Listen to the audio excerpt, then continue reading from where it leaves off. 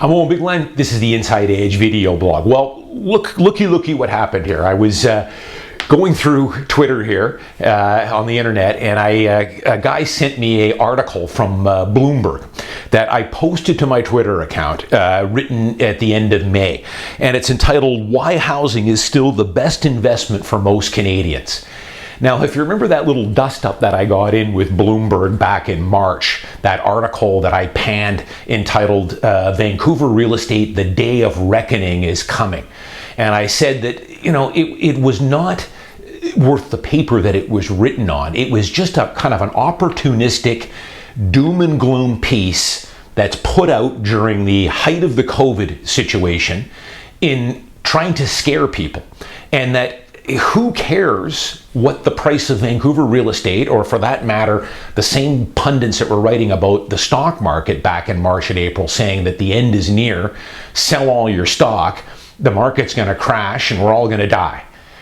I had said ignore those things, tune them out. Now look at what the difference 3 months makes. Here's different writer, and this guy, I'll tell you, I think has a little more financial background. This guy is a professional financial planner, at least, but he painted a pretty good, unbiased opinion on why Canadians should own their principal residence. It's exactly the same thing I've been pounding home on my blog here for 10 years.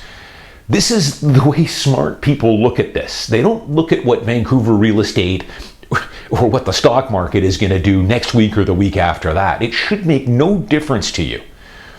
You're going to need a roof over your house and a principal residence for the next 20, 30, 40, 50 years or more. Real estate is not a tradable commodity like a stock where you can buy and sell it. I buy and sell my shares for free now, but most people are going to pay $9 to buy, $9 to sell. You're looking at tens of thousands of dollars to get in and out of a one-bedroom condo in Vancouver. But he gives you all the stuff that I've been giving you guys, pounding it home on my blog here. The tough part is saving for the down payment. Once you're over that hurdle, it's smooth sailing. Now you can lock in a 5-year rate at 1.99%, lowest it's ever been in history. You're taking advantage of the principal residence exemption, which is the only real tax shelter we still get as Canadians. And if you're not taking advantage of it, you're nuts. Plain and simple. Ask any financial planner. You can shelter unlimited funds in your principal residence. That's why I tell people, if you want to buy an investment property down the road, great, but make your most valuable holding, your most valuable piece of real estate should be your principal residence. All the capital gains, and there will be lots of capital gains if you buy that house and hang on to it for 20 or 30 or 40 years, all comes out tax-free. So he painted just a good, truthful article here in Bloomberg on why Canadians should own their home. All you have to do is the math on this. Have a look at what it's going to cost you to rent just a one-bedroom condo in Vancouver over the next 25 years. And just let me point out too, there is nothing wrong, as I've often said, about being a renter short-term. If you just moved to the city, you're getting your bearings here, not too sure what neighborhood you want to live in, or you're still saving for your down payment, you have to rent.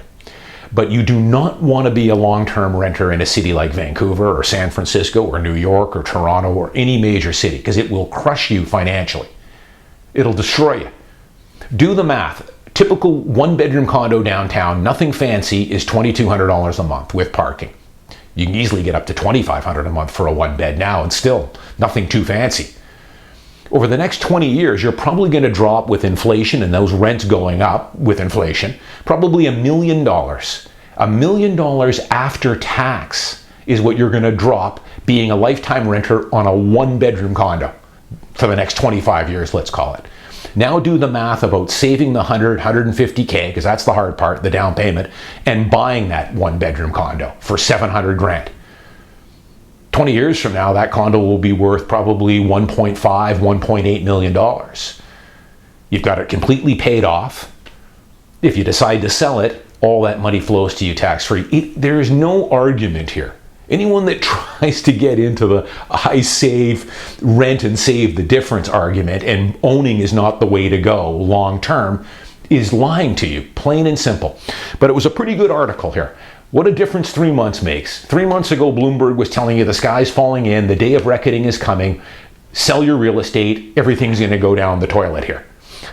3 months later, this guy writes an article, which is the truth, about the advantages of owning your principal residence. Final thing I just want to leave you with here, I just want to do one more dig at how horrible some of those articles were coming out in places like Bloomberg, and I saw them in the Vancouver Sun. They love to pepper those ones too. Globe and Mail loves to throw those. Remember, that was the catalyst for writing my book 5 years ago, was a couple of articles that I read in the Globe and Mail, how a Kitsilano homeowner who sold his Kitsilano house and made $2 million wasn't entitled to those gains. It wasn't fair. Crazy. The home went up 200%, 300%, and that was outrageous. Obviously, they've never owned a company like Apple where that stock is up 1,500% in the last 15 years. Makes Vancouver real estate pale in comparison. I guess owning Apple shares isn't fair either, because that's 10 times the gain that real estate's done. But let me just point out to you guys, I was having lunch with a colleague here and we were talking about this. These doom and gloom articles, and they were really prominent again, back when the pandemic was in its full effect here. Late March, early April, they were coming out of the woodwork writing these doom and gloom articles, which have been proven wrong now. But some people, if you watched my blogs a few weeks ago, I was blogging about a couple of condos that were sold way too cheap. These same condos now are selling 50, 60K more than what they had just sold these ones for at the height of the pandemic back in April. They probably were reading those doom and gloom articles. That's what it does to people. They read it, day of reckoning is coming, we gotta sell, give it away. Crazy. But these articles, I want to show you the kind of the how they work these articles, because it's what they call a boilerplate is how these things go. This is the anatomy of a doom and gloom article. So when you guys see these, because it always goes in a cycle, there'll be tons more of these coming out later this summer and fall. We're going to get another wave of COVID cases, and then we'll start putting out some more of these doom and gloom things. So this time you'll be able to recognize this is how these go. They're like a paint-by-number boilerplate. The first thing they do with these articles, first off, they're meant to grab your attention. As I've often said, negative articles, doom and gloom stuff, outnumber positive. I'm going to say 100 to 1 these days. It's about 100 to 1. This Bloomberg one that I posted in my Twitter feed a couple of days ago, Bloomberg probably does 50 to 100 negative ones before they'll give you a good one like this, the truth. The reason they do that is because negative stuff is a call to action. It grabs your attention, makes you click on it, and that's how they get paid. The first thing they do with these boilerplate articles to get your attention and get clicks, you got to start with a good headline. That's where it all starts. And that one in the Bloomberg 3 months of the day of reckoning. Now, I've seen the reckoning one a couple of times. They're stealing that one now. But that's always a good one. The day of reckoning, that'll grab your attention and get you clicks on that thing. The other thing they do is they will always have kind of what I call an anchor, something that's current, that's going on right now to draw you into the day of reckoning. So on that one that came out in March, they had a couple of them. The main anchor was, well, the pandemic, of course, unemployment, 3 million people unemployed, we're going into a recession or maybe even a depression. They also threw in the fact at that time that Vancouver City Hall was broke. Our goofy mayor was out of money and was saying that the city might go bankrupt. It was just a ploy to get some money from the federal government, of course, but they threw that in there too. So you always want to get something current that's happening. So it was a pandemic, unemployment, the city of Vancouver's going broke. They'll also sprinkle in a little bit of envy in there, I always find. That's always in there just to kind of rile people up a little bit, get their dandruff up a little bit. So in this article, the day of reckoning on that Bloomberg one, it was, Vancouver is the supercar capital of the world. And what that had to do with real estate, I don't know, but it's in there to kind of make it, hey, anyone that's a homeowner, they're living high on the hog, they're driving Ferraris and Porsches, and so you want to sprinkle in a little bit of envy in there as well. But, that's how those articles work. The negative stuff, unfortunately, is what sells. That's what probably, for every 20 articles, 19 are going to be negative. They seldom look at the positive stuff, because the positive stuff and the stuff that I kind of push more on my blog here, of course, is to some people it's just boring stuff. It's stay the course, buy and hold, buy your principal residence, tune out all this negative garbage that's out there, max out your RRSP, max out your TFSA, put it in good growth, dividend growth funds. Don't try and time markets or trade in and out of stock. Buy your principal residence and hold it. Real estate is not something that's meant to be flipped and traded like a speculator. It's extremely expensive to get in and out of, like I said.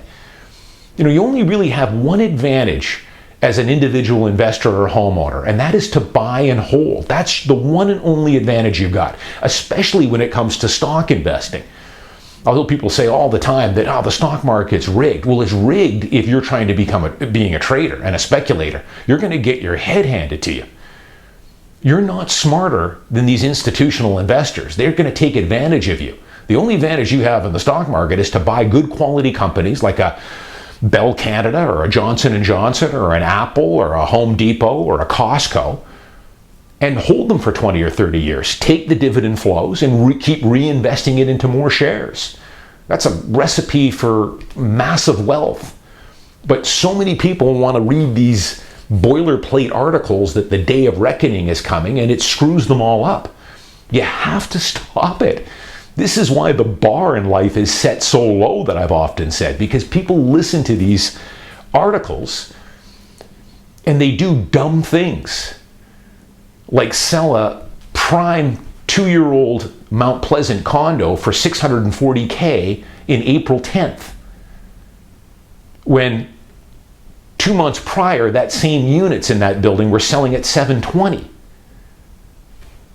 These people probably read the day of reckoning is coming, told the realtor, dump it. Now, those exact same units that this guy sold for $640, I'm seeing listed now at $725, and they're going to sell very close to that. So be careful with these. Follow me on Twitter. I posted this article on Twitter on Bloomberg, because again, what a difference 3 months makes. 3 months ago, they were telling you to sell your real estate. Day of reckoning is coming. Today, it's why housing is still the best investment for most Canadians. Well-written article. Don't get cute. Buy your principal residence. Enjoy it. Stay in it. Live in it. Let those capital gains accumulate. Max out your TFSA and RRSP. Don't get into the trading game. And then the third and final step, buy yourself an investment property. Take advantage of the leverage that I did a blog about. The power of leverage. Don't over leverage, although it's difficult to do in Canada. Royal Bank and TD Bank won't let you over leverage. Trust me. But just buy, hold, stay the course, and tune out so much of this negative, endless negative stuff. It's really what trips most people up. I'm Owen Bigland. As always, I'll see you next week.